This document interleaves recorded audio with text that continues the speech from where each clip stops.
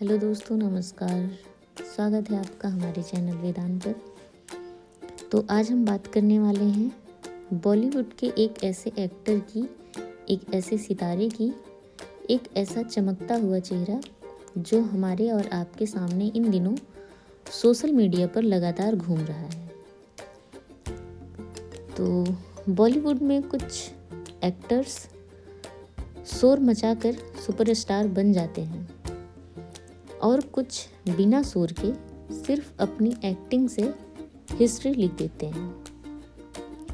तो आज हम बात करने वाले हैं एक ऐसे ही एक्टर की जो पेशेंस और अपने दम पर अपना चेहरा बॉलीवुड में ऐसी एंट्री के साथ, ऐसी स्क्रिप्ट के साथ आते हैं कि लोग उन्हें वाह वाह कहने पर मजबूर हो जाते हैं। जबकि वो पार्टी से दूर रहते हैं, सोशल मीडिया से गायब रहते हैं, लेकिन जब भी वो स्क्रीन पर आते हैं तो ऑडियंस पलक झपकाना भूल जाती है। जी हाँ, आज हम बात करने वाले हैं अक्षय खन्ना की। तो बॉलीवुड का मोस्ट इंटेलिजेंट, साइलेंट और पावरफुल एक्टर। चलिए जानते हैं उनकी पूरी कहानी, उनके स्ट्रगल से लेकर सक्सेस की स्टोरी।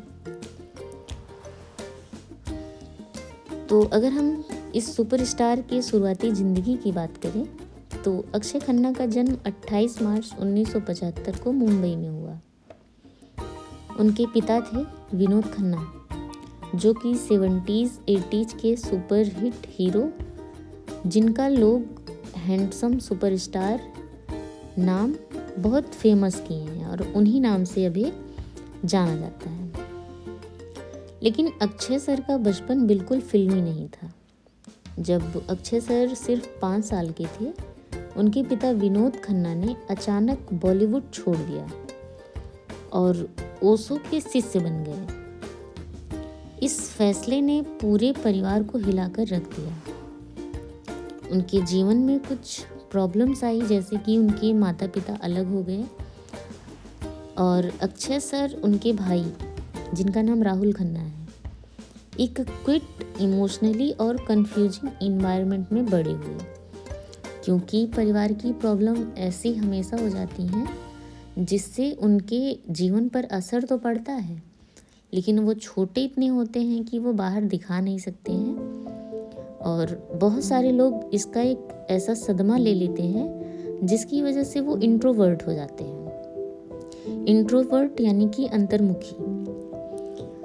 और यहीं से अक्षय सर की भी पर्सनालिटी बन गई साइलेंट, इंट्रोवर्ट और डीप थिंकर की। अब हम बात करते हैं उनके एजुकेशन की। तो एक्टिंग उनकी सोची समझी चॉइस थी। ऐसा नहीं था कि उन्हें कुछ और करना था और वो कुछ और बन गए। उनका ऐसा पैशन था कि वो एक्टिंग करेंगे। तो अक्षय सर ने अपनी पढ़ाई लॉरेंस स्कूल, लवडेल से की। बाद में उन्होंने किशोर नामित कपूर एक्टिंग इंस्टीट्यूट से प्रॉपर एक्टिंग की ट्रेनिंग भी ले ली। इंटरेस्टिंग फैक्ट ये रहा कि अक्षय सर एक्टिंग को ग्लैमर नहीं बल्कि प्रोफेशन की तरह देखते थे। उन्होंने कभी भी हीरो बनने के प्रेशर को ज़्यादा सीरियस नहीं लिया। उन्हें लगता था कि हीरो बनना इम्पोर्टेंट नहीं है, बल्कि हम जिस चीज़ के लिए काम कर रहे हैं वो काम अपने लिए इम्पोर्टेंट है। अब हम बात करते हैं कि फिल्मों में उनका कैरियर कैसा रहा। तो उन्हें जो भी मूवीज़ मिली उसका रास्ता आसान तो नहीं था, लेकिन 1997 में अक्षय सर ने एक फिल्म की। उसका नाम था हिमालय पुत्र और वहीं से ये डेब्यूट करते हैं। फिल्म उनके फादर विनोद खन्ना ने ही प्रोड्यूस की थी और फिल्म का रिजल्ट ये हुआ कि वो फिल्म फ्लॉप हुई। लोग बोले कि स्टार किड है इसलिए इन्हें चांस मिल रहा है, और वो फिल्म बहुत ज़्यादा चल नहीं पाई। पर उसी साल एक फिल्म और आती है जिसने अक्षय सर की ज़िंदगी बदल दी। फिल्म का नाम था बॉर्डर, जहाँ से असली पहचान बनी। और ये फिल्म 1997 में आई। उन्हें रोल मिला था धर्मवीर सिंह का। अक्षय सर ने फिल्म में हीरो जैसे डायलॉग्स नहीं बोले, लेकिन इमोशन से भारी एक्टिंग की, जिसका रिजल्ट ये हुआ कि film fair best male debut award उन्हें मिला और इंडस्ट्री ने उन्हें सीरियस नोटिस किया। यहीं से लोग समझ गए कि ये लड़का आगे चलकर एक दिन अलग काम करेगा। अब टाइम आता है इसके बाद उनके स्टार्टिंग वाली सीढ़ी चलने का, यानी कि जब एक्टिंग उनकी बोलने लगती है। समय आता है 2000 का। जब सन 2000 का समय था, उसके बाद अक्षय सर ने एक से बढ़कर एक यादगार रोल्स किए। जैसे कि कुछ मूवीज़ की नाम हम बताएं तो 1999 में एक मूवी आती है ताल। उसमें उन्होंने क्लासी मैच्योर परफॉर्मेंस किया था। फिर 2001 में एक और मूवी आती है दिल चाहता है, सिद्धार्थ सिन्हा। इसमें इन्हें film fair best supporting actor का अवार्ड मिलता है। उसके बाद फिर उनकी मूवी आती है हमराज। उसके बाद फिल्म आती है हंगामा और हलचल, जो कि कॉमिक टाइमिंग थी। उसके बाद 36 चाइना टाउन, जो कि इंटेलिजेंस सस्पेंस रोल्स में वो आते हैं। स्पेशल बात ये रही कि अक्षय सर कभी भी अपने आप को हीरो नहीं समझते थे और ना ही वो हीरो बनना चाहते थे। वो कैरेक्टर एक्टर बनना चाहते थे। अब अगर हम बात करते हैं कि उनकी पर्सनालिटी कैसी थी, जो बॉलीवुड में रेयर मिली, तो अक्षय सर पार्टीज अवॉइड करते थे, इंटरव्यूज भी बहुत कम देते थे, सोशल मीडिया पर लगभग वो इनविजिबल ही है। अभी भी उनका यही काम है कि वो सोशल मीडिया पे भी नहीं है। और उन्होंने खुद कहा है कि मैं शादी या स्टारडम का प्रेशर बिल्कुल नहीं झेल पाऊंगा और मैं इसमें जीता भी नहीं हूँ। इसी वजह से उनकी पॉपुलैरिटी स्लो रही है, लेकिन रिस्पेक्ट उनकी हमेशा हाई रही है। ऐसा नहीं है कि वो ग्राउंड पर नहीं आए तो लोग उन्हें भूल गए। तो बॉलीवुड में इसी पर्सनालिटी के साथ वो हमेशा से रह रहे हैं। अच्छा, एक टाइम ऐसा भी आता है जब उनके जीवन में कैरियर ब्रेक हो गया था, जब लोग उन्हें भूलने लगे थे। 2010 के बाद अक्षय सर ने अचानक फिल्म कम कर दी। लोग बोले कि अब ये हीरो चल नहीं पाएगा, इनका कैरियर खत्म हो गया। लेकिन सच ये था कि वो स्क्रिप्ट से कॉम्प्रोमाइज़ नहीं करना चाहते थे। वो क्वांटिटी नहीं, वो क्वालिटी ढूंढते थे। इसके बाद फिर वो बैक करते हैं, यानी कि उनका कम बैक होता है स्ट्रॉन्गर देन एवर। 2016 में एक मूवी आती है ढिसुम। अक्षय सर विलेन का रोल करते हैं और वहीं से जबरदस्त रिटर्न मारते हैं। उसके बाद फिर एक मूवी आती है इत्तेफाक। फिर सेक्शन 375 कोर्ट रूम ड्रामा था। उसके बाद Drishyam 2 intelligence dangerous and antagonist movie जैसी थी।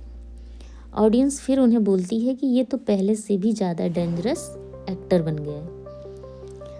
अब अगर हम बात करते हैं उनके पर्सनल लाइफ की, तो उन्होंने शादी नहीं की है। अब क्यों नहीं की है, तो अक्षय सर मानते हैं कि शादी एक रिस्पॉन्सिबिलिटी है और मैं उनके लिए रेडी नहीं हूँ। और अभी तक वो अनमैरिड ही। नो कंट्रोवर्सीज, नो अफेयर्स का ड्रामा, सिर्फ काम और खुद का स्पेस उनके लिए ज़्यादा मायने रखता है। अब हम लीजेंसी की बात करते हैं। सुपरस्टार नहीं, वो मास्टर एक्टर बनना चाहते हैं। तो Akshay Khanna sir box office के नंबर्स के पीछे बिल्कुल नहीं भागे। उन्होंने हमेशा एक्टिंग को प्रायोरिटी दी। आज भी डायरेक्टर्स उन्हें थिंकिंग एक्टर कहते हैं और ऑडियंस उन्हें क्लास एक्टर मानती है। इसके बाद अगर हम उनकी करंट टाइम की बात करते हैं कि वो इतना ज़्यादा फेमस क्यों हुए हैं, तो आप सबको पता होगा कि इस टाइम पे धुरंधर मूवी आई है, जिसमें उन्होंने रहमान डकैत का रोल किया है।